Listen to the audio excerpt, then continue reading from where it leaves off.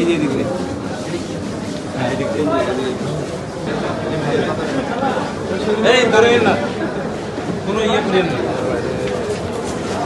আসামি নাসির হোসেনের সাক্ষ্য দেওয়া শেষ হলে যদি আর কোনো সাক্ষ্য না থাকে তাহলে আর্গুমেন্ট এবং তার পরবর্তীতে রায় হওয়ার বিধান আইনে রয়েছে। আমরা 10 জন সাক্ষী দিয়েছি এবং 10 জন সাক্ষীর সবাই তো আসলে আমার পক্ষে সাক্ষী না, এরা সরকারি সাক্ষী এবং সরকারি সাক্ষী যাদের আসলে কোনো ইন্টারেস্ট নাই, তারা আমার পক্ষেও না আমার বিপক্ষেও না। এবং তারা বলেছে এটা তো ডকুমেন্টারি, একটা ডিভোর্সের কাগজ আমি পেয়েছি পাই নাই বললে তো হলো না, সেটা যে প্রসিডিউরে যাওয়ার কথা, একটা ডাক বিভাগে রেজিস্ট্রি করে যাওয়ার কথা, একজন চেয়ারম্যানের পাওয়ার কথা, তো সেই বিষয়গুলো তো আসলে আমার সাক্ষ্য না, তারা নিরপেক্ষ সাক্ষী, তারা এসে এখানে বলেছেন। তাই আমরা প্রত্যাশা রাখি আমরা আদালতের কাছে ন্যায় বিচার পাবো এবং এই ধরনের সুষ্ঠু ন্যায় বিচার পেলে আমি মনে করি আমাদের সমাজে এই ধরনের ন্যাক্কারজনক ঘটনা কমে আসবে।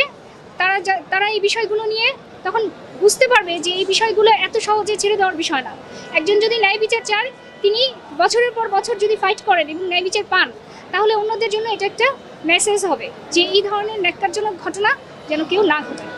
যদি আমরা প্রমাণ করতে পারি তাহলে সেই ক্ষেত্রে আসামি তামিমা সুলতানার ডিভোর্স না দিয়ে বিয়ে করার জন্য 7 বছরের, জাল জালিয়াতির জন্য 7 বছরের এবং জাল ডকুমেন্টকে সত্য হিসেবে দেখানোর জন্য 3 বছরের এবং এই ক্রিকেটার নাসির হোসেনের 497 ধারায় এবং 98 ধারা প্রমাণিত হলে 5 বছর এবং 3 বছর করে সাজা হওয়ার বিধান আইনে রয়েছে।